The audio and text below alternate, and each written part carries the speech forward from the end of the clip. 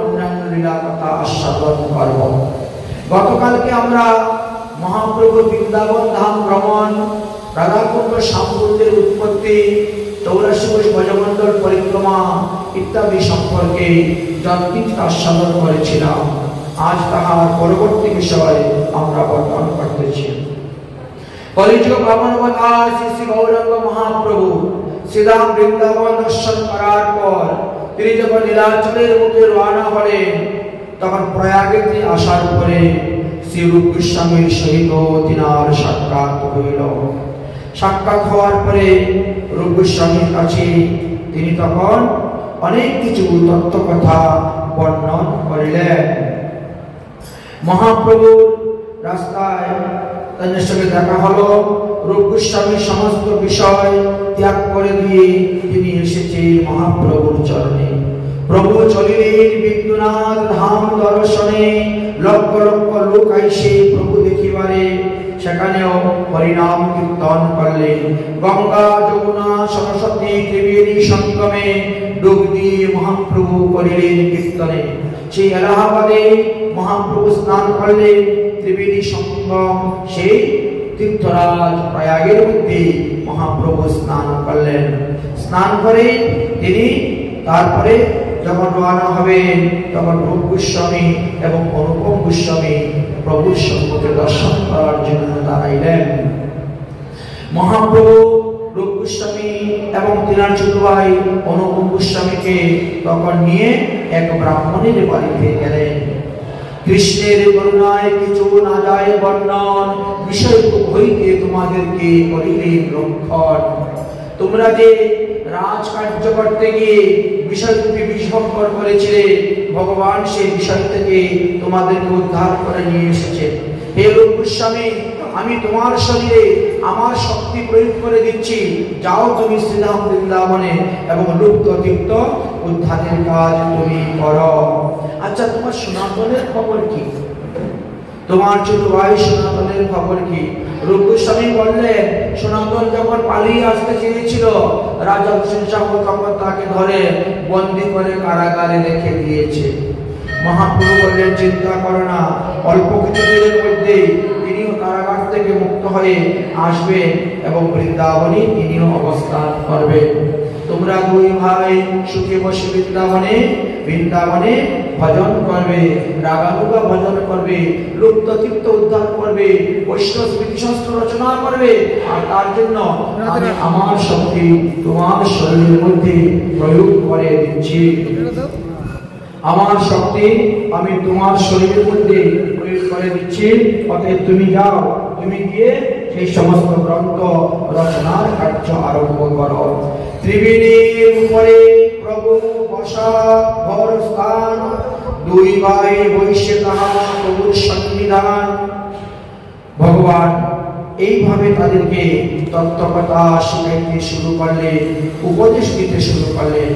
এমন সময় বল্লভাচার্য ভট্ট নামে এক পরম বৈষ্ণব এসে উপস্থিত হলেন। আর সেই বৈষ্ণব তিনি মহাপ্রভুর চরণে অনুগত স্বীকার করলেন। রূপ গোস্বামী আর বল্লভ ভট্ট যেন বসলে মহাপ্রভুর নিকট থেকে ইষ্টপুষ্টি করতে হরিকথা শ্রবণ করলেন। যাই হোক, এই যে বল্লভ ভট্ট, তিনি 1400 শতাব্দীর চৈত্র কৃষ্ণা একাদশীতে ত্রৈলোক্য দেশেতে চম্পকরণ্য নামক নগরেতে তিনি জন্মগ্রহণ করেছিলেন।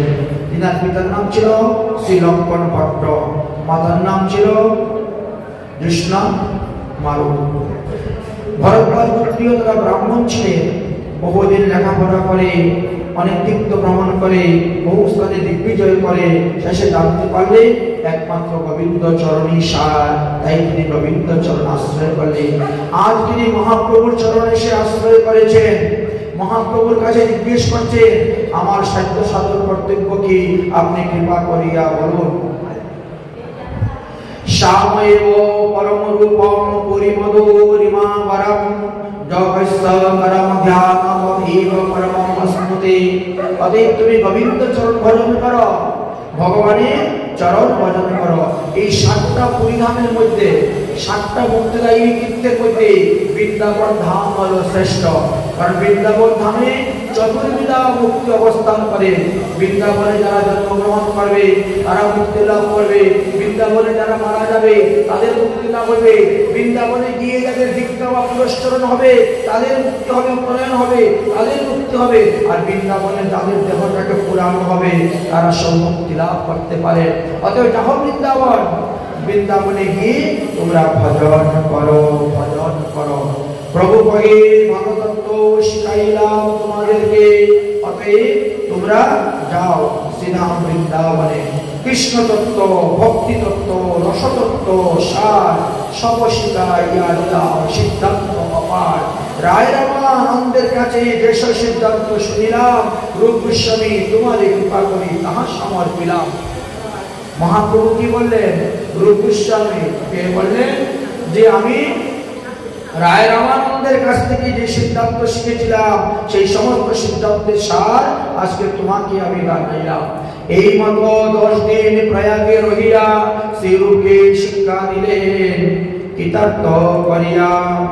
প্রথমে প্রভু ভক্তি রসের লক্ষণ বললেন, আর তারপরে একে একে সমস্ত তত্ত্বকথা বর্ণন করেছেন।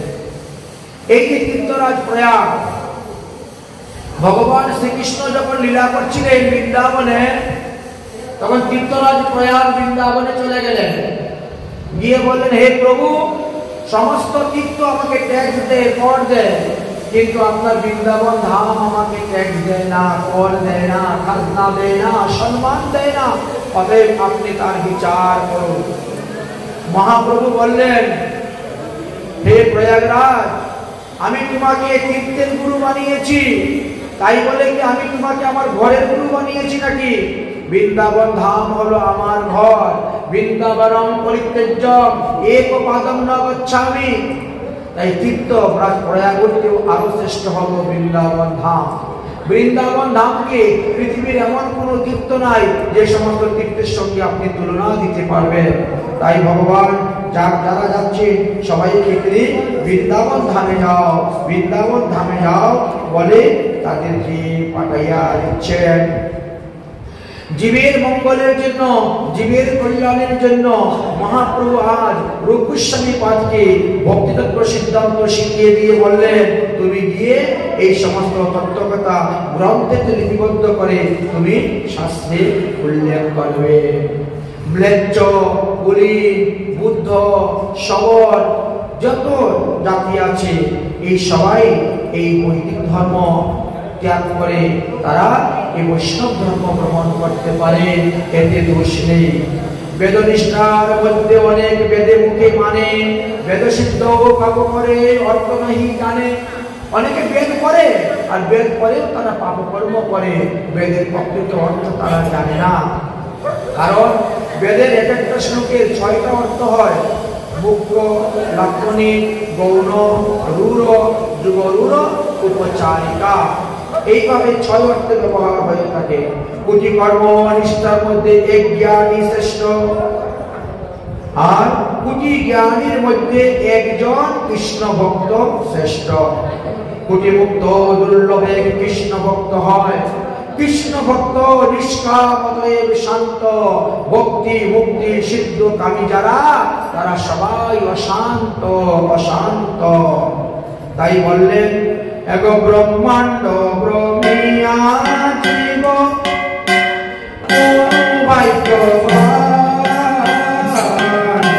ব্রহ্মাণ্ড ব্রহ্মি পুন ভাগ্যবান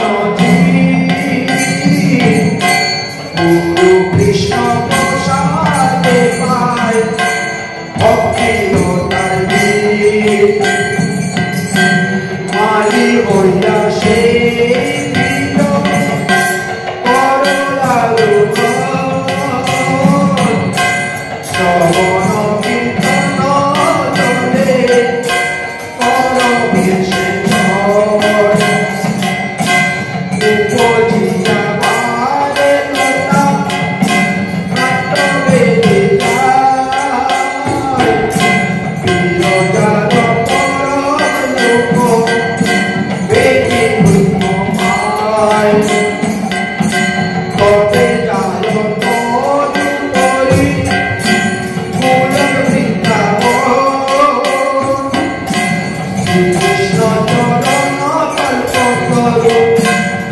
Hare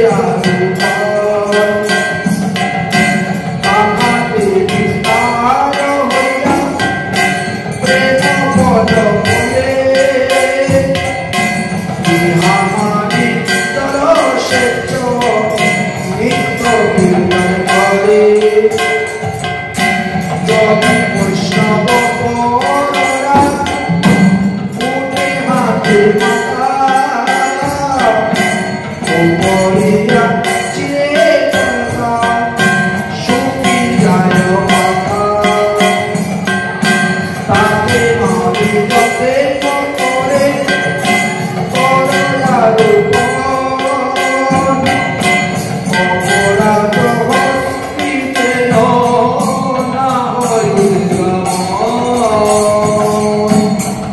মহাপ্রভু আজ জীবের মঙ্গলের জন্য একটা উত্তম সিদ্ধান্ত দিলেন। বললেন যে 84 লক্ষ জুড়ি ভ্রমণ করার পর দেবের দুর্লভ এই মনুষ্য জন্ম মানুষ পায়, আর তার থেকে আরো দুর্লভ হলো সদ্গুরুর চরণাশ্রয় করা, আরো দুর্লভ সম্প্রদায়ের অন্তর্ভুক্ত। গুরুদেব আপনাকে যে বীজ মন্ত্র দিলেন সেই বীজ মন্ত্র ওই প্লাস্টিকের ডিব্বার মধ্যে ভরে আলমারির থাকের মধ্যে রেখে দিবেন না। যদি রেখে দেন বীজ নষ্ট হয়ে যাবে, আর ওর থেকে অঙ্কুর হবে না, গাছ হবে না, ফুল ফল ধরবে না। তাই দীক্ষা গ্রহণের সঙ্গে সঙ্গে গুরুদেব যে মন্ত্র দিবে তার পরের দিন হইতে সেই মন্ত্র জপ করা শুরু করে দিবেন। প্রতিদিন মন্ত্র জপ করবেন, কারণ মন্ত্রের একজন ইষ্ট দেবতা আছে। যদি মন্ত্র জপ করা না হয় মন্ত্রের ইষ্ট দেবতা আপনার উপরে ক্রুধিত হয়ে যাবে, আর তখন আপনার সর্বদা হিতে বিপরীত হইবে। যদি দেখেন যে এই মন্ত্র জপ করা সত্ত্বেও আপনার হৃদয়ে প্রেম ভক্তির উদয় হচ্ছে না, তাহলে আপনি কি করবেন? সাধুমুখে হরিকথা শ্রবণ করবেন। আপনাদের আশেপাশে যারা সদাচার সম্পন্ন প্রসাদভোজী বৈষ্ণব আছে তাদের মুখ থেকে ভাগবত কথা হরিকথা শ্রবণ করবেন। সপ্তাহে হোক, 15 দিনে হোক, মাসে হোক, একদিন একবার বৈষ্ণব সেবার ব্যবস্থা করবেন। সাধুমুখে হরিকথা শ্রবণ করবেন, সাধু সেবা করবেন, বৈষ্ণব সেবা করবেন, দেখবেন ওই বীজ থেকে অঙ্কুর হয়ে যাবে। অঙ্কুর হওয়ার পরে কি হবে? অঙ্কুর হলে পরে কি হয়? অনেক সময় গরু ছাগলে এসে ছোট ছোট গাছগুলা খেয়ে ফেলে। এই জন্য আপনাকে বেড়া দিতে হবে। আপনি কি দিয়ে বেড়া দিবেন? দৈন্যতা, মান্যতা, শীতলতা রূপী বেড়া। কখনো অহংকার করবেন না। দৈন্যতা, মান্যতা, শীতলতা রূপী বেড়া দিবেন, দিয়ে গাছটিকে রক্ষা করবেন। এবার প্রতিদিন শ্রবণ কীর্তন রূপী জল দিবেন। আস্তে আস্তে আস্তে আস্তে লতা বাড়তে শুরু হবে, আর লতা বাড়তে বাড়তে একেবারে ভগবান শ্রীকৃষ্ণের চরণ আশ্রয় করে নিত্য গোলক বৃন্দাবনে চলে যাবে। কিন্তু ওটা চর্মচক্ষু দ্বারা দেখা যাবে না। আজকালকার লোক সবাই চোখে দ্বারা দেখে তাই বিশ্বাস করে। বলে তুলসী গাছে জল দিলে কবে কি হবে, পালক শাকে জল দিলে নিত্য শাক খাবে, তাই না? এই জন্য সবাই তো শাকের মধ্যে জল দেয়।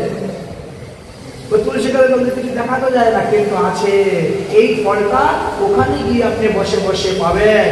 তাই এই যে ভগবান, এই যে গুরুদেব কৃপা করে আপনাকে যে বীজ দিয়েছেন, যে গায়ত্রী দিয়েছেন, আপনি এখানে জপ করবেন, আর ওই প্রেম ফল শ্রবণ কীর্তন রূপী জল সেচন করবেন। ওই বৃক্ষ ধীরে ধীরে লতা জাতীয় বৃক্ষ তো একেবারে বৈকুণ্ঠ গোলক ধামে চলে যাবে, আর সেখানে গিয়ে প্রেম ফল ধরবে। আপনার যখন এই পঞ্চভৌতিক দেহ পতন হয়ে যাবে, তখন আপনি সূক্ষ্ম দেহ ধারণ করে দিব্য বিমানে বসে নিত্য ধামে গিয়ে ওখানে গিয়ে সেই ফল আপনি গ্রহণ করতে পারবেন। তাই মহাপ্রভু তাদেরকে শিখিয়ে দিয়েছেন, প্রেম ফল পাকিয়া পরে মালি তাহা খায়, লতা আবরিয়া মালি কল্পবৃক্ষ পায়।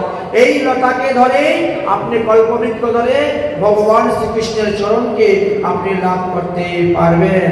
অতএব শুদ্ধ, এই শুদ্ধ ভক্তি ইহা হইতে প্রেম হইবে, পঞ্চরাত্র ভাগবতে এই কথাই কহে। শ্রীমদ ভাগবত পঞ্চরাত্রাদি সমগ্র গ্রন্থে এই হলো সুসিদ্ধান্ত। তাই যদিও ভক্তি বিভিন্ন প্রকারের আছে, তার মধ্যে রাগনিকা ভক্তি হলো শ্রেষ্ঠ ভক্তি। সাত্বিক, বেবিচারী ভাবের মিলন কৃষ্ণ ভক্তির রস হয় অমৃত আস্বাদন। তাই কৃষ্ণ ভক্তি অমৃত সমতুল্য। জয়িছে দধি সীতা মিষ্টি মিশ্রির কর্পূর মিলনে খুব সুস্বাদু হয়, ঠিক তেমনি ভাবে আমাদের এই রসের উদ্গম্য বিভিন্ন ভাবে হয়ে থাকে। তারপরে মহাপ্রভু 5টি রসের কথা উপদেশ দিলেন এবং রূপ গোস্বামী পাদকে সেই সমস্ত রস নিয়ে গ্রন্থ রচনা করার সিদ্ধান্ত দিলেন। সিদ্ধান্ত দেওয়ার পরে রূপ গোস্বামীকে বিদায় দিলেন, তুমি চলে যাও সিধা বৃন্দাবনে, আমি চলে যাচ্ছি কাশী হয়ে এবং নীলাচল ধামে। মহাপ্রভু যখন কাশী ধামে এসে উপস্থিত হলেন আর তখন সনাতন গোস্বামীর সঙ্গে তিনার সাক্ষাৎ হয়ে গেল। কারণ প্রয়াগ থেকে কাশী প্রায় 300 কিলোমিটার না কম হবে, মানে 3 ঘন্টা লাগে ট্রেনে যেতে।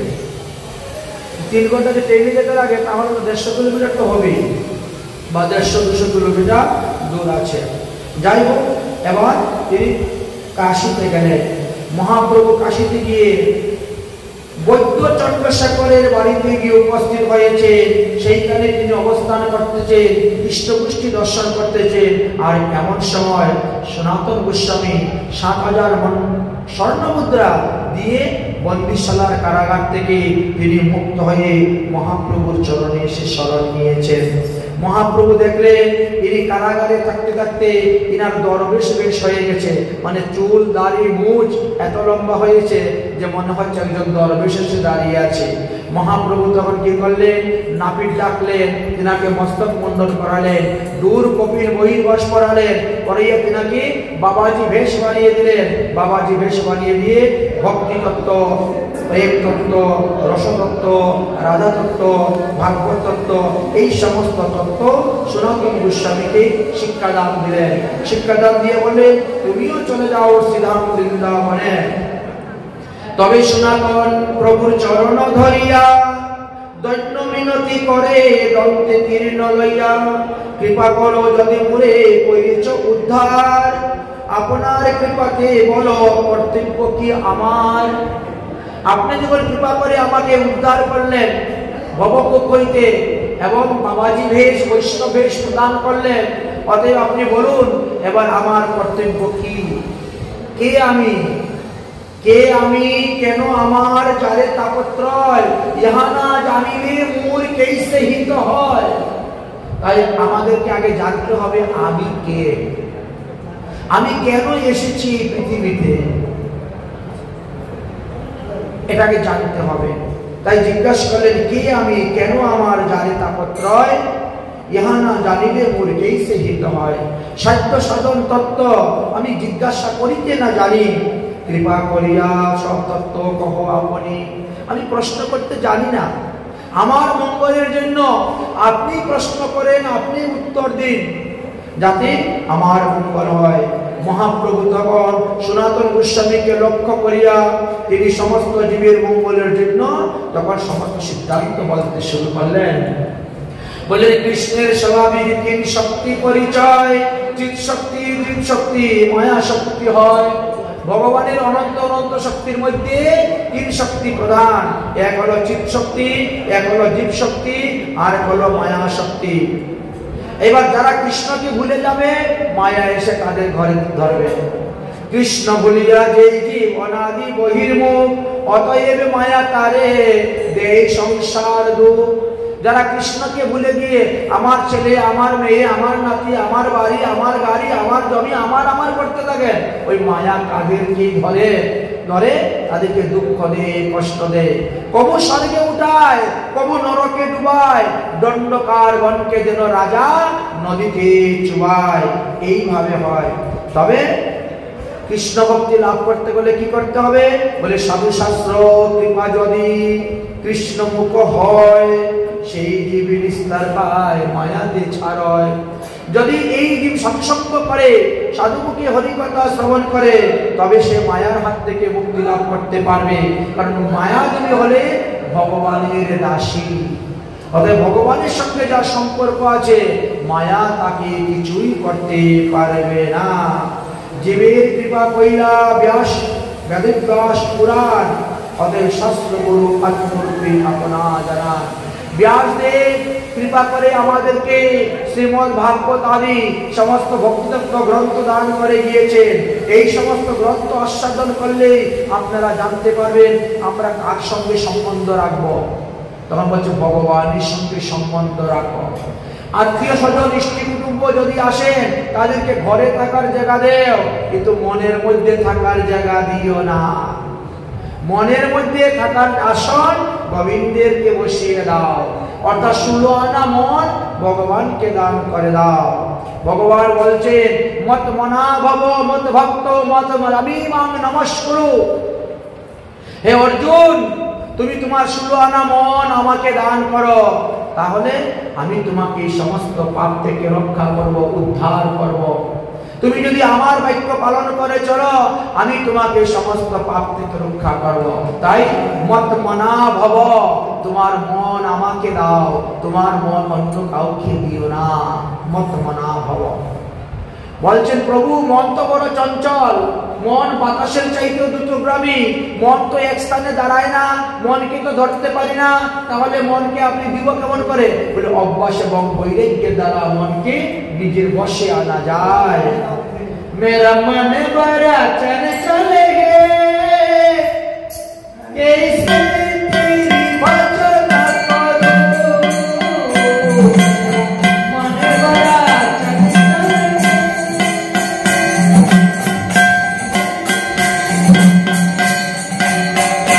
मेरा मन बड़ा चंचल है, कैसे तेरी भजन करूं, मेरा मन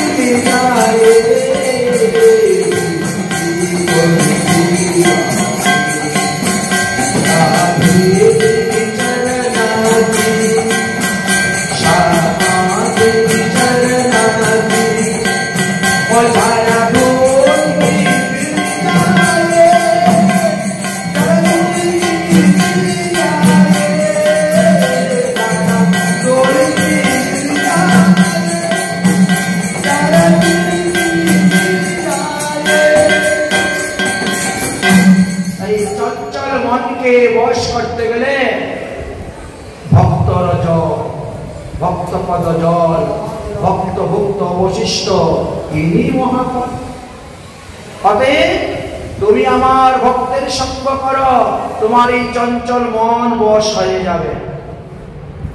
এখন তুমি মনের কথায় চলতেছ, মন বলছে আইসক্রিম খাবো, বসে করে চলে যাচ্ছ। মন বলছে এটা খাবো, মন বলছে সেটা খাবো, চলে যাচ্ছ। আর তখন তোমার কথায় মন উঠবে, বসবে, এই আজকে একাদশী, আজকে চা খাওয়া যাবে না, বস। মন বসে যাবে, চা খাবে না একাদশী। মনকে তোমার বসে আনতে হবে। চঞ্চল মনকে বশ আনতে গেলে কি করতে হবে? সাধু গুরু বৈষ্ণবের কৃপা চাই। তাই তুমি যদি তোমার মনকে বশ করতে চাও তাহলে মত ভক্ত ভব, তোমাকে আমার ভক্ত হতে হবে, তোমাকে আমার ভক্তের সঙ্গ করতে হবে। প্রভু কুরুক্ষেত্রের যুদ্ধের মধ্যে এসেছি, এখন ভক্ত কোথায় পাবো? যাদেরকে আমরা ভক্ত বলে জানতাম তারা সব আজ দুর্যোধনের পক্ষে। পিতামহ ভীষ্ম, দ্রোণাচার্য, কৃপাচার্য, অশ্বত্থামা, বাবা কত বড়, তাদেরকে তো আমরা কত দণ্ডবত প্রণাম করতাম, ভক্ত বলে কত সম্মান করতাম, আর আজ তারা সবাই অধর্মের পক্ষে চলে গেল। কার সঙ্গ করব? মত মনা ভব হলো না, মত ভক্ত ভব হলো না, তাহলে প্রভু তোমাকে পাওয়ার উপায় কি? বলে মত জামি, তাহলে আমার পূজা করো, আমার পূজা করো। ভগবান তোমার পূজা করতে গেলে তো কোথায় পাবো? শঙ্খ, ঘণ্টা, ত্রিপদী, ফুল, তুলসী, এগুলো সবাই তো প্রয়োজন। কোথায় পাবো? এখন কুরুক্ষেত্রের মাঠের মধ্যে যুদ্ধে অস্ত্র আর অস্ত্র। হ্যাঁ, আরে বাবা, মন তুলসী নয়, গঙ্গার জল, নয়ন জলে, আর যদি মন দিয়ে আমাকে ডাকতে পারো এতেও পূজা হয়ে যায়। আমি তো বেশি কিছু কারো কাছে চাই না। পত্রং পুষ্পং ফলং তুয়ং জেবে ভক্তি প্রয়শ্চতি, আমাকে এক ফোঁটা গঙ্গার জল, একটা তুলসী পাতা দিলেই আমি সন্তুষ্ট। আমি সেই ভক্তের কাছে ঋণী হয়ে যাই, সেই ভক্তের ঋণ শোধ করার জন্য আমি ভক্তের পিছনে পিছনে দৌড়ি। আরে ভক্ত, তুমি আমাকে এক ফোঁটা গঙ্গার জল দিয়েছ, একটা তুলসী পাতা দিয়েছ, বলো তুমি কি চাও, আমি তোমাকে দিতে হবে, না হলে যে আমি ঋণ মুক্ত হব না। সন্ন্যাসী মানুষ নই, নাই কোনো ধন, কি দিয়া করিব তোমার ঋণ শোধন? তাই মহাপ্রভু কি করতেন? যে আসতো তাকে ধরে আলিঙ্গন দিতেন। যার কাছে নাই কোনো ধন সে দিবে আলিঙ্গন, তাই আলিঙ্গন দিয়ে ঋণ মুক্ত হতেন মহাপ্রভু। তাই ব্রাহ্মণে চন্দালি করে কোলাকুলি, এমনটা কোনো যুগে ছিল না, আজ মহাপ্রভুর যুগে এসেছে। সেই মহাপ্রভুই তো কৃষ্ণ, যিনি কুরুক্ষেত্রের যুদ্ধে পঞ্চ পাণ্ডবকে রক্ষা করেছিলেন। তাই অর্জুনকে বলছেন, অর্জুন তুমি যদি 16 আনা মন আমাকে না দিতে পারো, আমার ভক্ত সঙ্গ করো। ভক্ত সঙ্গ করতে না পারো, আমার 8 প্রকার বিগ্রহের মধ্যে যে কোনো এক প্রকার বিগ্রহ তুমি পূজা করো। শৈলময়ী, দারুময়ী, লিপ্পময়ী, লিঙ্গময়ী, শৈত্যময়ী, মণিময়ী, মনোময়ী, ধাতুময়ী, প্রতিমা, অষ্টবিধা মতা, এই 8 প্রকার বিগ্রহের মধ্যে যে কোনো এক প্রকার বিগ্রহকে তুমি শ্রদ্ধা সহিত, নিষ্ঠার সহিত, প্রেমের সহিত পূজা করে যাও। প্রভু যুদ্ধক্ষেত্রে তো পূজা করতে পারবো না, যুদ্ধের পরিণতি কি হয় তাও বলা যাবে না, তবে কি প্রভু তোমাকে পাবো না? হ্যাঁ, আমাকে পাওয়ার আরেকটি উপায় আছে, মত জামি মা নমস্কার। আমাকে যদি আর কিছু করতে না পারো, অন্ততপক্ষে নমস্কার করে যাও। সকাল বিকাল ভগবানকে আসবে, ভগবানের শ্রীমূর্তি দর্শন করবে, ভগবানকে দণ্ডবত প্রণাম করবে। যে ব্যক্তি মনের দ্বারা, বাক্যের দ্বারা, দেহের দ্বারা, পঞ্চ অঙ্গের দ্বারা ভগবানকে প্রণাম করেন, প্রণাম করার সময় তার কপালের মধ্যে যতগুলো ধুলা লাগবে, 2 হাতের কোণের মধ্যে যতগুলো ধুলা লাগবে, 2 পায়ের হাঁটুতে যতগুলো ধুলা লাগবে, তত 1000 বৎসর নিত্যধামে তিনি বাস করতে পারবেন। এটা ভগবানের প্রতিজ্ঞা।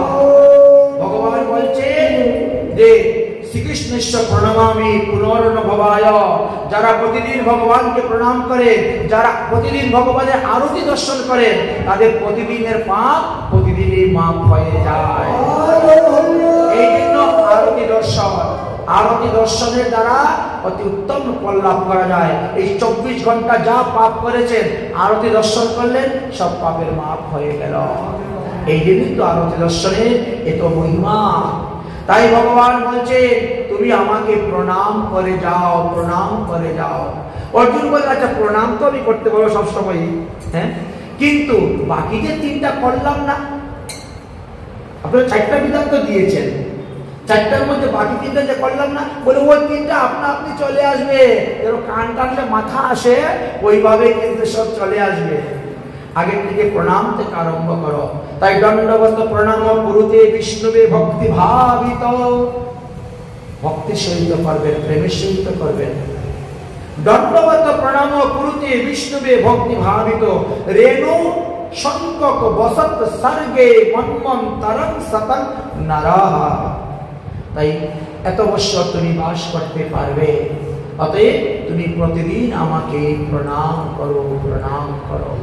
আমাকে প্রণাম করে যদি তুমি আমার সামনে ধুলায় গোড়াগড়ি দেও, তোমার শরীরের মধ্যে যতগুলা ধূলিকণা লাগবে তত মন্বন্তর কাল তুমি নিত্য গোলক ধামে বাস করতে পারবে।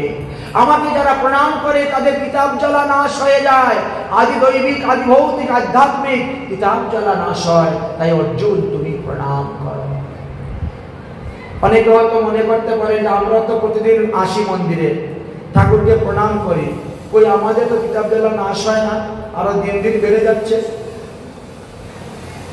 তার মানে প্রণামের মধ্যে কোনো ভুল করতেছেন আপনারা।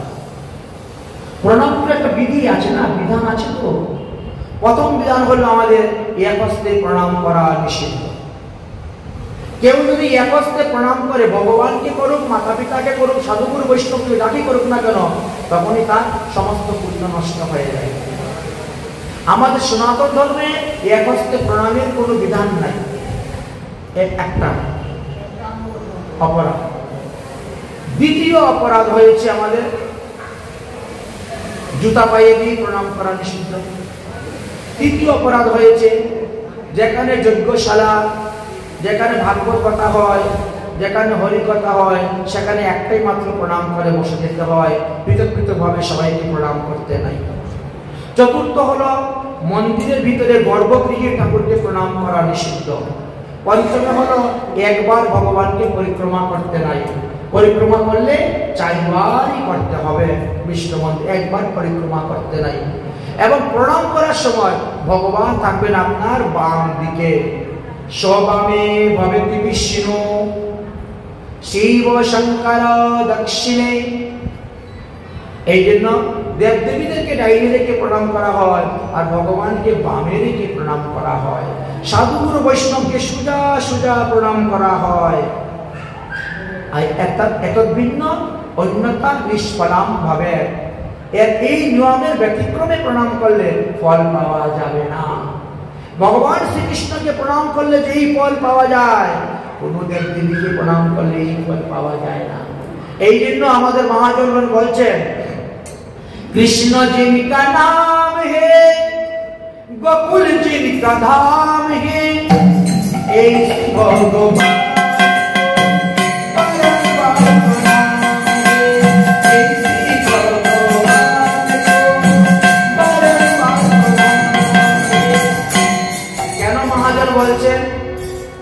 আজকে সকালে একজন লোক আসছিল, বলছে বাবা আমাকে মালাজম শিখিয়ে দাও।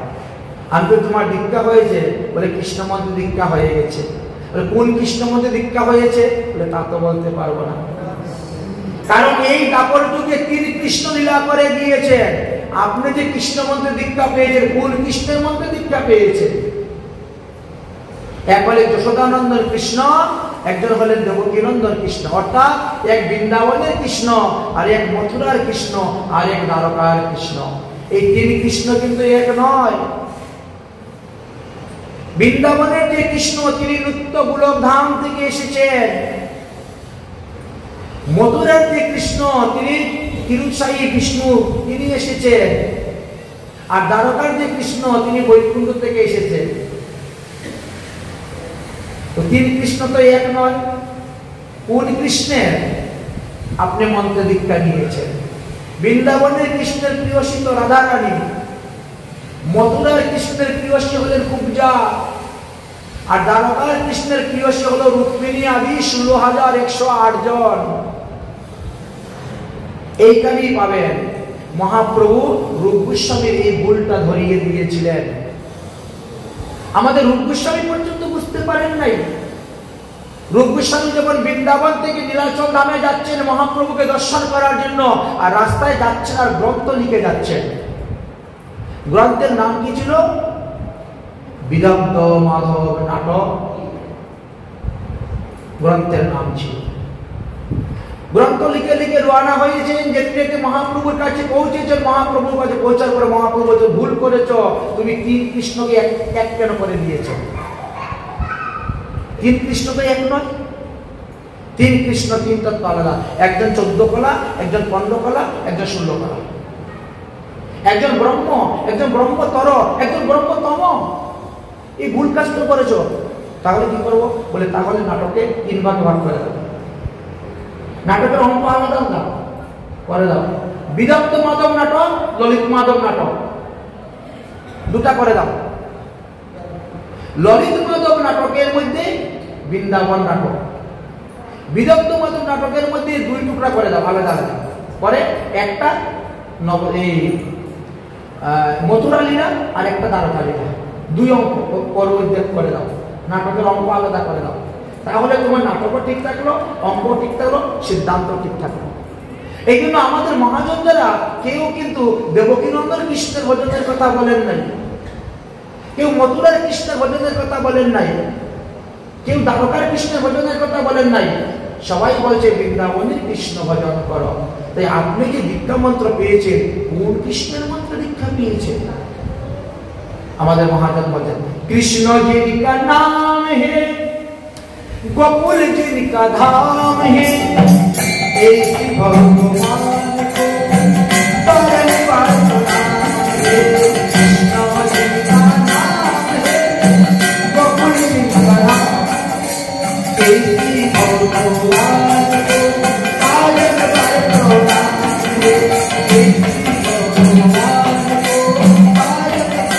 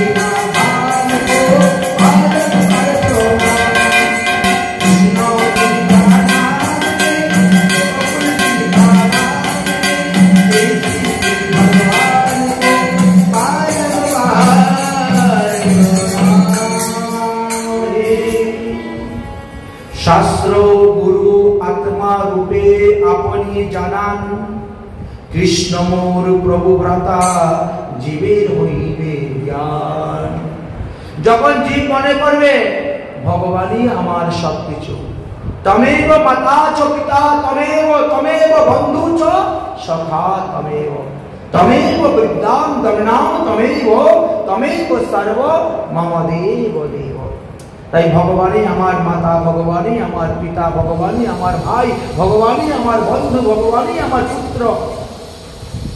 এই জ্ঞান নিয়ে যারা ভগবানের সঙ্গে সম্পর্ক স্থাপন করে, ভগবানের ভজন করে, তাদেরই মুক্তি হয়ে যায়। বেদ শাস্ত্র কহে সম্বন্ধ অবিদেয় প্রয়োজন, সম্বন্ধ অবিদেয় প্রয়োজন। এই 3টি তত্ত্বের উপর দেখেন সম্পূর্ণ ভাগবত শাস্ত্র আছে। এই 3টি তত্ত্বকে বুঝবার জন্য জীবগোস্বামী পাদ সৎসন্দর্ভ 6টি সন্দর্ভ রচনা করে গিয়েছিলেন। এই সম্বন্ধ অবিদেয় প্রয়োজন। তাই সম্বন্ধ কার সঙ্গে? কৃষ্ণের সঙ্গে আমাদের সম্বন্ধ স্থাপন করতে হবে। অবিদেয় কি?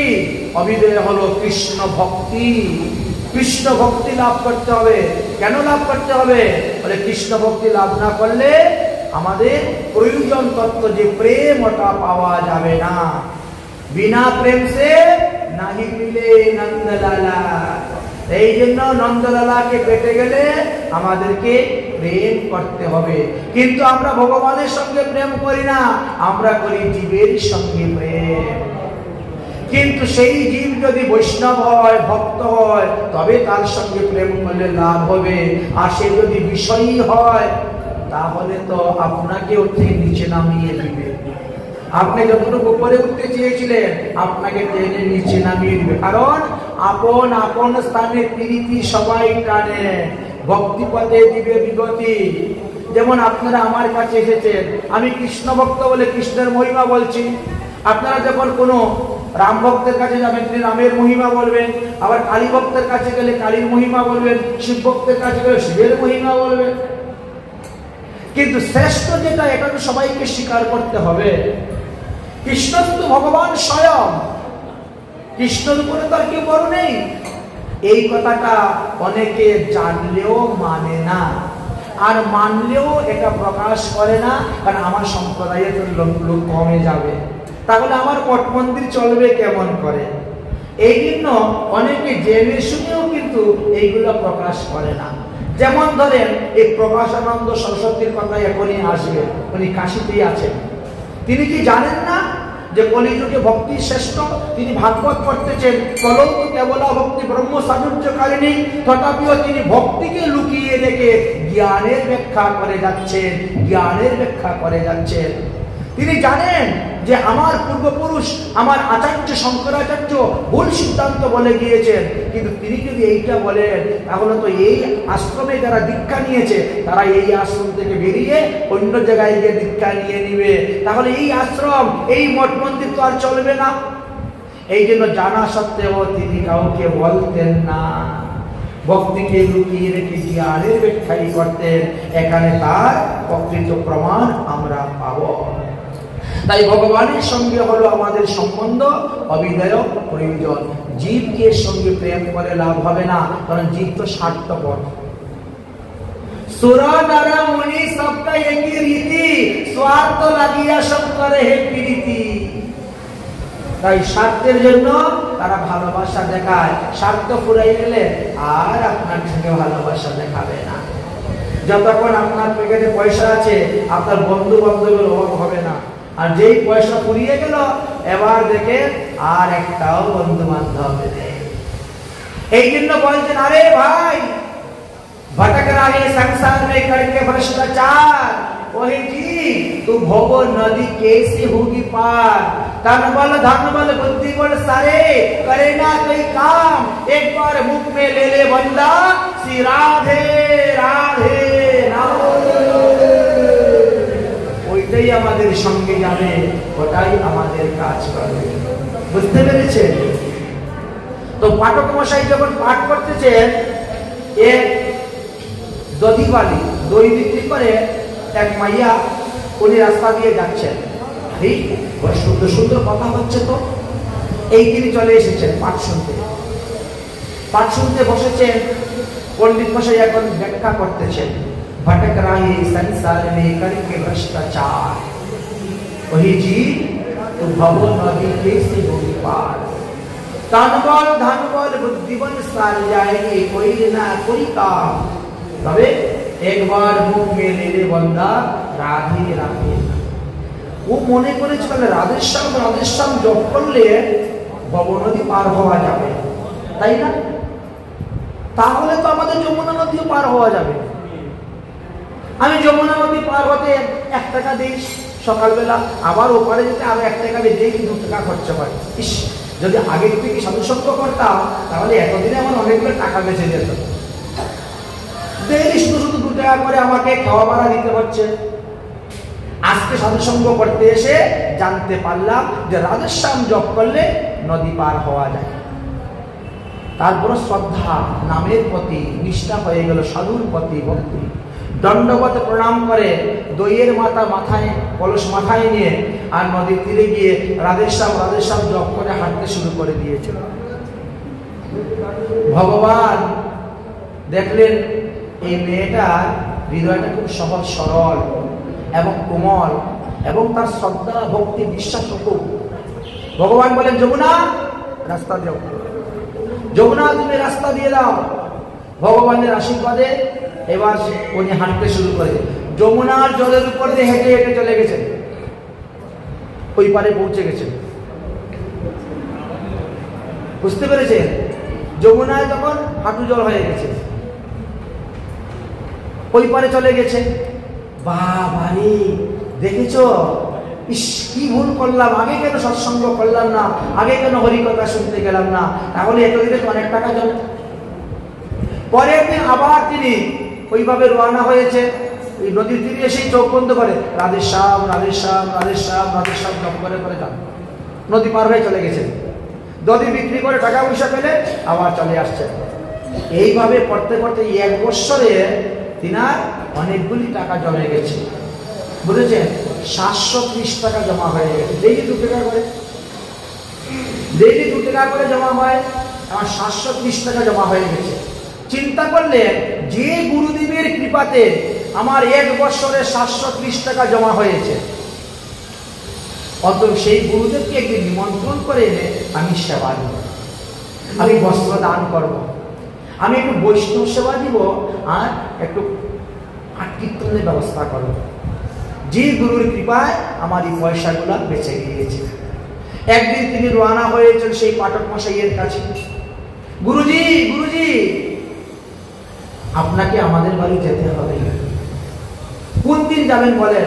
1 রাত্রি আমাদের গৃহে থাকতে হবে, আমি গুরু সেবা করতে চাই, 1 রাত্রি থাকবে, একটু পাঠ কীর্তন দিব, আপনাকে একটু বস্ত্র দান করবো, একটু দক্ষিণা দান করবো। আমি গরিব মানুষ, দড়ি বিক্রি করে করে সংসার চালাই, কিন্তু আপনার কৃপায় আমার 730 টাকা জমা হয়ে গেছে, অতএব আপনাকে সেবা দিব। গুরুদেব বলছেন যে ঠিক আছে, তাহলে তুমি আগামীকালকে আসিও, আগামীকালকে বিকাল 4টার সময় চলে আসিও।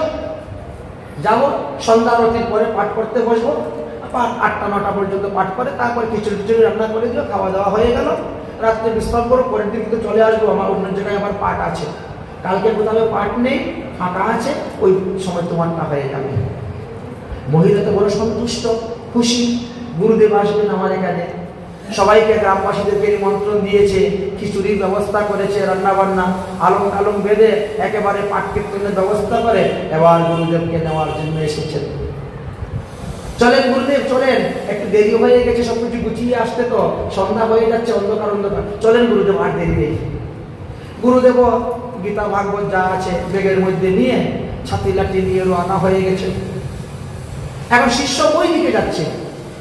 গুরুদেব বলছেন, ও মা ওই দিকে কোথায় যাচ্ছিস? সে খেওয়াঘাট তো এই দিকে, নৌকা সব এই দিকে থাকে, এই দিকে সব পার করে তুই ওদিকে যাচ্ছিস কেন? বলে বাবা, যবে থেকে আপনার মন্ত্র আমার কানে ঢুকেছে সেই দিন থেকে আমি ওই খেওয়াঘাট দিয়ে আর পার হই না, আমি এই দিকে পার হয়ে যাই।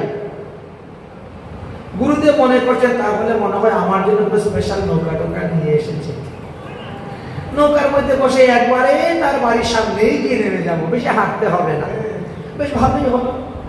হাঁটতে হাঁটতে হাঁটতে হাঁটতে হাঁটতে হাঁটতে এবার সবার ওখানে গিয়ে পৌঁছেছেন। গিয়ে দেখেন ওখানে একটাও নৌকা নেই। হায় হায়, এই নৌকা নেই কেমন করে পার হবে? বলে গুরুদেব, যেদিন থেকে আপনার মন্ত্র পেয়েছি সেদিন থেকে রাতের সামনে সংযম করে তো আমি এইদিকে হেঁটে পার হয়ে চলে যাই, এইদিকে মাত্র হাঁটু জম, সমস্ত যমুনায় হাঁটু জম, আমি এইদিকে প্রতিদিন রাতের সামনে সংযম করে পার হয়ে যাই। এই জন্যই তো আমার টাকাগুলো বেঁচেছে, প্রতিদিন 2 টাকা করে বেঁচেছে, 720 টাকা আপনার টাকা দিয়ে তো আপনার বৈষ্ণব সেবা। গুরুদেব সবকিছু আপনার। বলেছে চলেন গুরুদেব এইদিকে চলেন, আমি তো প্রতিদিন এইদিকে যাওয়া আসা করি। ঠিক আছে, দেখি তুমি আগে যাও। গুরুদেবের বিশ্বাস হচ্ছে না, তুমি আগে যাও। এখন সেই শিষ্য মেয়ে তো চপচপ করে হেঁটে হেঁটে চলে যাচ্ছে, রাধেশ্যাম রাধেশ্যাম রাধেশ্যাম জপ করে করে হেঁটে চলে যাচ্ছে। গুরুদেব মনে করছেন মনে হয় জলের মধ্যে বড় বড় ফুটা মারা আছে, অনেক সময় বড় বড় গাছ দিয়ে ফুটা তৈরি করে মারে না জলের মধ্যে নিচে, মনে হয় ওখানে মারা আছে। ও ডেইলি আসা যাওয়া করে ওর একটা পায়ের মাপ হয়ে গেছে, ওই চপচপ করে ওই ফুটায় পাড়া দিয়ে দিয়ে চলে যাচ্ছে।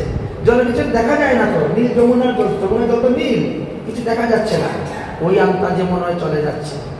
ওরে মা, আমি তো যেতে পারবো না। পারবেন গুরুদেব, এইদিকে আসুন এইদিকে আসুন। যেই গুরুদেব পা দিয়েছেন ঘস করে কোমর জলের মধ্যে ডুবে গেছেন। কোমর জলে নেমে গিয়েছেন, তাড়াতাড়ি উঠেছেন, শিষ্য দৌড়িয়ে এসে গুরুদেবের হাত ধরেছে, বাবা এইদিকে এইদিকে। কোথায় রে, আমি তো কিছু দেখতেই পাচ্ছি না, কেমন করবো, ছাড় ছাড় আমার হাত ছাড়, হাত ছাড়। না গুরুদেব, হাত ছাড়বো না, তোমাকে আমার বাড়ি নিয়ে যাবো, হাত ছাড়বো না। গুরুদেবের হয়ে গেছে ভয় মনে, যে ভূত না পেতনি এসেছে মানুষের রূপ ধারণ করে আমাকে আবার যমুনার জলে ডুবিয়ে মারবে সন্ধ্যার সময়। এই ছাড় ছাড় আমার হাত ছাড়, ছাড়বো না, ছাড়বো না। গুরুজি আপনিও আমার সঙ্গে জপ করুন, আপনিও আমার সঙ্গে জপ করুন, পার হয়ে দিতে পারবে। গুরুজি জপেলে রাধে শ্যাম, গুরুজি জপেলে রাধে শ্যাম, গুরুজি জপেলে রাধে শ্যাম, গুরুজি জপেলে রাধে। যমুনা নীলা বাবা নদীতে, যমুনা নীলা বাবা নদীতে, কৃষ্ণকে পায়। গুরুজি জপেলে রাধে শ্যাম, গুরুজি জপেলে রাধে শ্যাম, গুরুজি জপেলে রাধে শ্যাম। যমুনা নীলা বাবা নদীতে, যমুনা নীলা বাবা নদীতে, কৃষ্ণকে পায়। গুরুজি জপেলে রাধে শ্যাম, গুরুজি জপেলে রাধে শ্যাম, গুরুজি জপেলে রাধে শ্যাম, গুরুজি জপেলে রাধে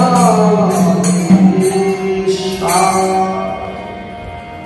তাই গুরুজি তখন শিষ্যের সঙ্গে রাধেশ্যাম রাধেশ্যাম জপ করতে শুরু করলেন, উভয়ই পার হয়ে চলে গেলেন। তাহলে দেখো তো, নিষ্ঠার সহিত, শ্রদ্ধার সহিত, ভক্তির সহিত সম্বন্ধ স্থাপন করে যদি কেউ হরি ভজন করে, তাহলে সে উদ্ধার হয়ে যাবে। আশ্রয় করিয়া ভজে তারে কৃষ্ণ নহি কেজে, আর সবে মরে বকারণ। মহাপ্রভু বলছেন, শুনো, এই জগতে অধিকাংশ লোকই হলো বদ্ধজীব, আমরা হলাম বদ্ধজীব। বদ্ধজীবকে মুক্ত জীব করতে গেলে তাদেরকেও মুক্ত জীবের চরণাশ্রয় করতে হইবে। কারণ যে ব্যক্তি নিজে বন্ধনে আছে সে অন্যের বন্ধন খুলতে পারে না, যার বন্ধন নাই সেই অন্যের বন্ধন খুলে দিতে পারে। তাই আমাদেরকে আশ্রয় করতে হবে মুক্ত জীবের চরণ, তাহলে সেই মুক্ত জীব আমাদেরকে মুক্ত করে দিতে পারবে।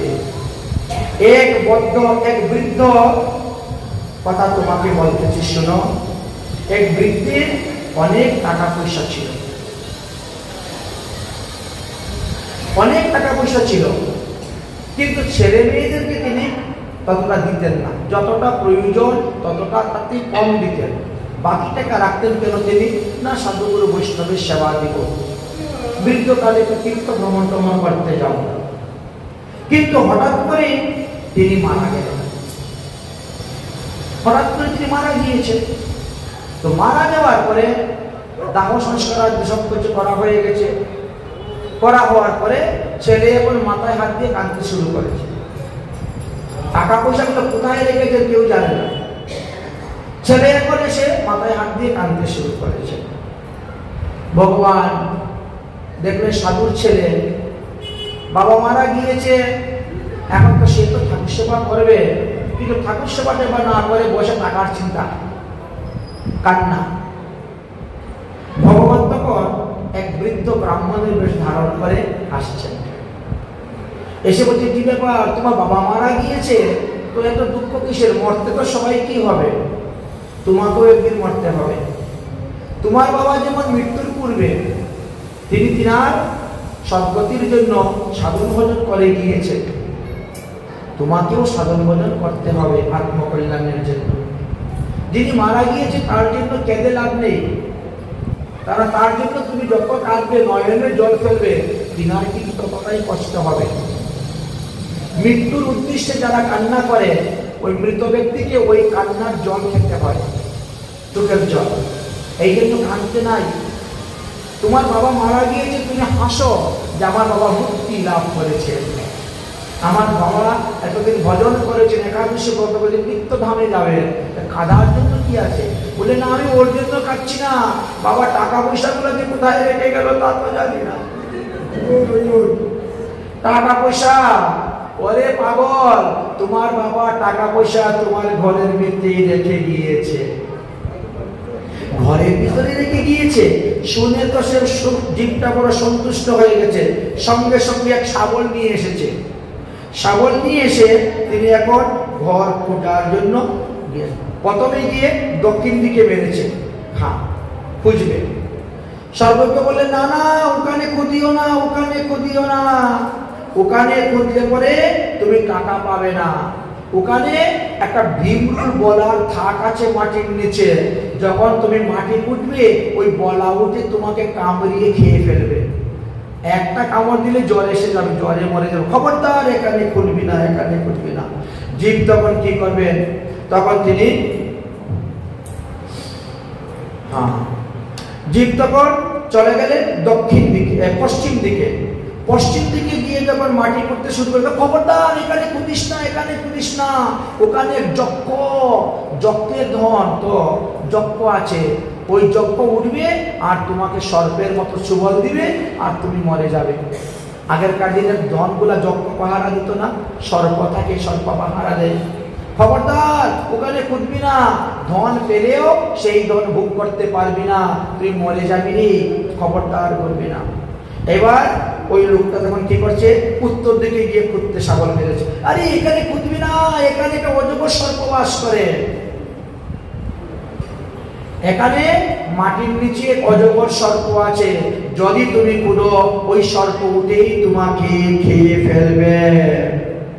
বদ্ধজীব তখন ভয় পেয়ে গেল। দক্ষিণ দিকে খুঁজতে গেলে ভীমরুল বলা উঠবে, পশ্চিম দিকে খুঁজতে গেলে যক্ষ আসবে, উত্তর দিকে খুঁজতে গেলে অজগর সাপ উঠবে। তাহলে তাহলে পূর্ব দিকে খুঁজতে যাবো, ভয় পাচ্ছে, ওখানে যদি আবার কিছু থাকে। এখন বলছে তাহলে আপনি বলেন কোথায় খুঁজলে ধন পাওয়া যাবে? এবার দেখে ওই ভগবানের শরণাপন্ন হয়ে গেল, মানে ব্রাহ্মণ ছদ্মবেশী ব্রাহ্মণের শরণাপন্ন হয়ে গেল। তখন ভগবান বলছেন ওই পূর্ব দিকে অল্প মাটি খুঁজলে পরে এই ধন পেয়ে যাবে। পূর্ব দিকে যখন অল্প মাটি খুঁজলো তখনই ধন পেয়ে গেল। এই গল্পটার আসল রহস্যটা কি ছিল জানেন? এই যে আমরা জ্ঞান, কর্ম, যোগ তিনটিকে নিয়েই আমরা পাগল থাকি, ভক্তির দিকে আমরা ধাবমান কম হই। এই জ্ঞান, কর্ম, যোগ এই তিনের দ্বারা কখনো ভগবানকে বশ করা যায় না, বরং নিজের আয়ু নষ্ট হয়। একমাত্র ভগবত ভজনের দ্বারাই আমরা লাভ করব। তাই সর্বজ্ঞ বললেন পূর্ব দিকে মাটি করো। ঠিক তেমনি আমাদের পিতা হলেন কৃষ্ণচন্দ্র, আমরা তার পুত্র। জগতের পিতা কৃষ্ণ, যে না ভজে বাপ, পিতৃদ্রোহী পাতকী, জন্মে জন্মে তাপ। তাই কৃষ্ণ প্রেম রূপী যে সম্পদ, এই সম্পদটা আমাদের পিতা আমাদের জন্য আমাদের গৃহেই রেখে গিয়েছেন। এবার যদি আমরা দক্ষিণ দিকে খুঁজতে যাই, মানে কর্মমার্গ, কর্মমার্গের দ্বারা কি হবে? কর্ম করতে গেলেই হয় পাপ উৎপন্ন হবে, না হলে পুণ্য উৎপন্ন হবে। আসলে তো প্রকৃত কর্ম কাকে বলে আমরা জানি না। আমরা অকর্ম, বিকর্ম, কুকর্ম করে যাচ্ছি, কিন্তু মনে করতেছি কর্মই করে যাচ্ছি, বাস্তবে তো কর্মই হচ্ছে না। কারণ গৃহস্থ আশ্রমের কথা আলোচনা করতে গিয়ে বেদে 16,000 শ্লোক বলে গিয়েছেন, আমরা কেউ পালন করি না, কেউ করিবে কিছুই জানি না। ব্রহ্মচর্য আশ্রমে বাস করার জন্য 80,000 শ্লোক বলে গিয়েছেন, আর বানপ্রস্থ জীবনের জন্য 4,000 শ্লোক বলে গিয়েছেন। এই তো বেদের 1 শ্লোক। সন্ন্যাস আশ্রমের জন্য কিছু বলেন নাই, এই জন্য বলা হয় সন্ন্যাসীরা হলো বেদের বাইরে, বেদের বাইরে। আচ্ছা, যদি পশ্চিম দিকে খুঁজো তাহলে যুগমার্গ রূপী যজ্ঞ এসে তোমাকে ভক্ষণ করবে। তোমার শরীর চর্চা হচ্ছে, তোমার শরীরের পুষ্টি হচ্ছে, কিন্তু আত্মা আত্মার তো হচ্ছে না। দেখো, শরীরের আহার আলাদা, আত্মার আহার আলাদা। এই যে আমাদের মাছ, মাংস, পেঁয়াজ, রসুন, আমিষ দ্রব্য, এগুলো শরীরের আহার, এগুলো আত্মার আহার নয় তো। কিন্তু আমরা ভুল করি, বলে আত্মা চায় তাই খাই, আত্মা চায় তাই খাচ্ছি, আত্মা তুষ্ট জগৎ তুষ্ট। আরে বাবা, আত্মার আহার হলো একমাত্র হরিনাম। যত বেশি হরিনাম করতে পারবে ততই আপনার আত্মা প্রসন্ন থাকবে, সন্তুষ্ট থাকবে, আনন্দিত থাকবে। উত্তর দিকে কুত্তে মানা করলেন কেন? উত্তর দিকে হল জ্ঞান মার্গ রূপী অজগর সর্প। জ্ঞান মার্গ রূপী অজগর সর্প তোমাকে নষ্ট করে দিবে। ওই যে শাস্ত্র কহে কর্ম যুগ জ্ঞান তেজি, ভজ কৃষ্ণ কৃষ্ণ বশ হয়ে ভক্তে তারে ভজি। অতএব কৃষ্ণকে বশ করতে হলে তাকে ভক্তির দ্বারা বশ করতে হয়। তাই তোমাকে বলছি, তুমি পূর্ব দিকে খুদো, তাহলে কৃষ্ণ ভক্তি লাভ করিতে পারবে। অতএব কৃষ্ণ প্রেমের উপায় অবিধেয় বলি তাহা সর্বশাস্ত্রে গায়।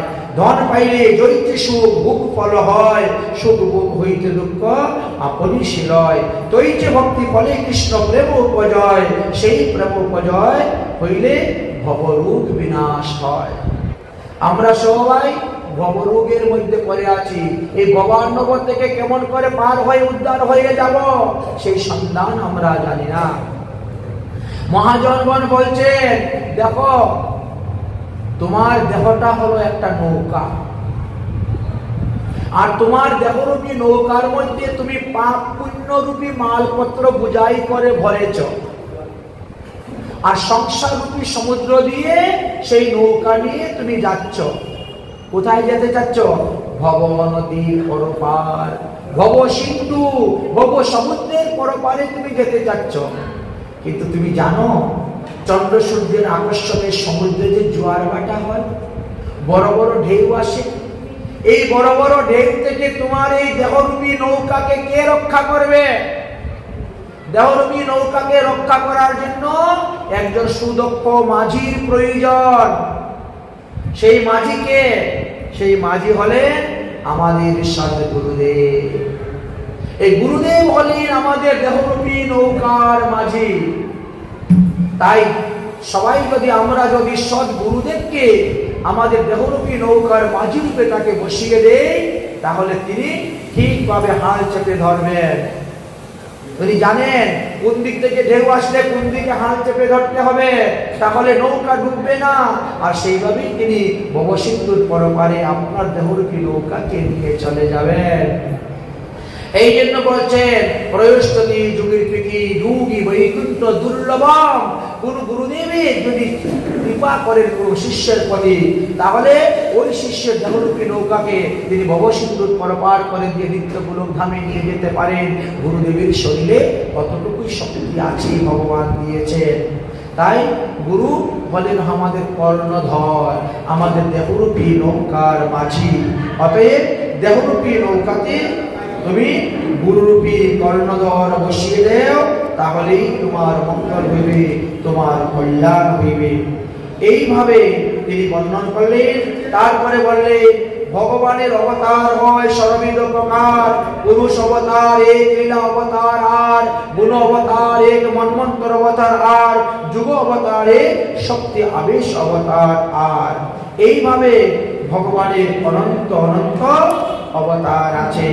জন্মাদস্য যতোন্নয়াদিষ্ট্রায়ত সরাট তেন ব্রহ্ম হৃদয়াদি কবয়ে মুজ্জন্তি ইয়ং সুরয় তেজুবারু মৃদাং যথা বিনিময়ো যত্রোতি সর্গ পুরুষা ধামনা সেনা সদা নিরন্তকোকম সত্যম পরম ধীমহি।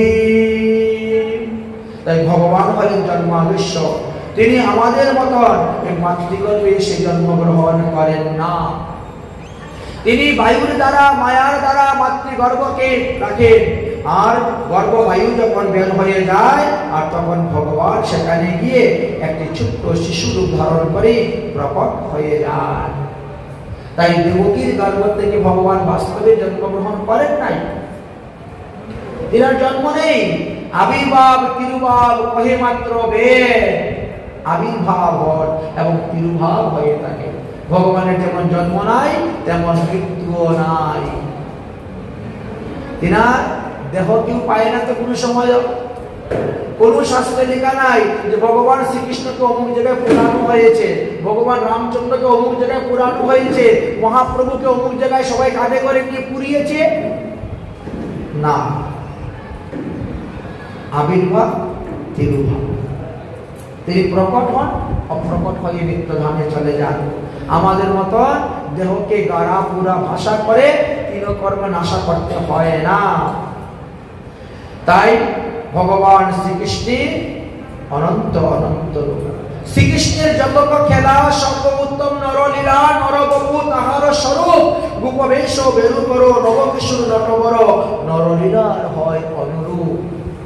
তাই ভগবান শ্রীকৃষ্ণ মনুষ্য দেহমাশ্রিতম, তিনি মানুষের মতো দেহ ধারণ করে এসেছিলেন এই সনাতন গোস্বামী, অতএব তিনি মানুষ নন। তিনি আমাদের মতন তৃতীয় তেজ মরুদ্ভূম পঞ্চভূতের দ্বারা তৈরি দেহ নয়। তিনার দেহ সচিদানন্দময় চিন্ময় দেহ। সেই ভগবানের রূপের কথা তোমাকে বলবো শুনো সনাতন, যেই রূপের এক কণাতে ডুবায় ত্রিভুবন। তাই ভগবানের একবার যে রূপ দেখেছে সেই ভগবানকে আর নয়ন ফেরাতে পারে না। না পারলো ব্রজের শতকোটি গোপীগণ, না পারলো দণ্ডকারণ্যের মুনি ঋষিগণ, কেউই পারল না। তাই ভগবানের রূপেতে তোমার নয়নটাকে বসিয়ে দাও। আমাদের এই পঞ্চ জ্ঞানেন্দ্রিয়, পঞ্চ কর্মেন্দ্রিয় এবং মন, একাদশ ইন্দ্রিয় দিয়ে 11 ভাবে আমরা ভগবানের ভজন করতে পারি। কাম কৃষ্ণ কর্মার্পণে আজ আমরা কামনা বাসনাকে লাগিয়ে দিয়েছি বিষয়ের প্রতি। 3 তলা বিল্ডিং করবো, 5টা গাড়ি কিনবো, 10 বিঘা জমি কিনবো, বিষয়ের দিকে মনটাকে লাগাচ্ছি। ওখান থেকে মনকে তুলে নিয়ে কৃষ্ণের চরণে লাগাও। কাম কৃষ্ণ কর্মার্পণে আমি কৃষ্ণের জন্য ফুল নিয়ে আসবো, তুলসী পাতা নিয়ে আসবো, মালা কিনবো, রান্না করবো, ভোগ দিব। বাসনা, এটা তো বাসনা। তাই কাম কৃষ্ণ কর্মার্পণে। লোভ, টাকা পয়সার প্রতি লোভ কমাও, স্ত্রী পুরুষ আত্মীয় স্বজনের প্রতি লোভ কমাও। লোভ সাধু সঙ্গে হরিকথায় বাড়াও। যেখানে সাধুমুখী হরিকথা হয় সেখানে শ্রবণ করতে যাবে। কাম কৃষ্ণ কর্মার্পণে লোভ সাধুমুখী হরিকথায় সাধু সঙ্গে, হ্যাঁ এইভাবে লাগাতে হবে। কাম ক্রোধ লোভ মোহ মদ মৎসর্য, এই 6টি রিপু আমাদের দেহের মধ্যে খুব খতরনাক, খুব মারাত্মক। এরা 6টা এক একটা ঘোড়ার মতো শক্তি তাদের।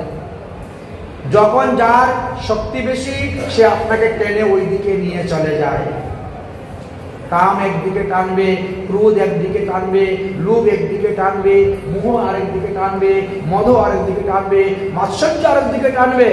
তো সারা জীবন তো ওরাই টেনে টেনে আপনার গাড়িকে নিয়ে যাচ্ছে, দেহরূপী রথকে নিয়ে যাচ্ছে। এই 6 জনের হাত থেকে রক্ষা পাওয়ার উপায় কি? তখন বললে অর্জুনের মতো বুদ্ধিমান তোমাকে হতে হবে। অর্জুন যেমন তার রথের সারথি ভগবান শ্রীকৃষ্ণকে বসিয়ে দিয়েছে, ভগবান যেদিকে রথ ধরে টানবেন, রশি ধরে টানবেন, ঘোড়া তো সেই দিকেই যাবে। ঠিক তেমনি ভাবে আমাদের দেহরূপী রথের ভিতরে যে 6টা ঘোড়া আছে, এই 6টা ঘোড়াকে লাগাম বেঁধে ভগবান শ্রীকৃষ্ণের চরণে অর্পণ করে দাও। তোমার দেহরূপী রথের মধ্যে শ্রীকৃষ্ণকে বসিয়ে দাও। কি বাবা করিতে পারবে কাম ক্রোধ সাধু পেরে, যদি হবে সাধু জনার সঙ্গ। দেখো যতক্ষণ আপনারা সাধু সঙ্গ করেন, সৎসঙ্গ করেন, ততক্ষণ কাম নেই, ক্রোধ নেই, লোভ নেই, মোহ নেই, কিচ্ছু নেই। কিন্তু যেই মন্দির থেকে বেরিয়ে চলে যাবে, এই সব এসে ধরে ফেলবে, সব এসে ঘিরে ফেলল। এই জন্য সর্বদা অনুক্ষণ সাধুমুখী হরিকথা শ্রবণের কথা বললেন। কারণ হরিকথার দ্বারা কি হয় বলে, আমাদের হৃদয় আর কান এই দুটি রূপ ভালো হয়ে যায়। আচ্ছা, হৃদয়ের রূপ কি আমাদের? বলতে হৃদয় বেশি সময় হরির চিন্তা করতে পারে না, আর কান বেশি সময় হরিকথা শুনতে পারে না। এই জন্য এটা হলো রূপ।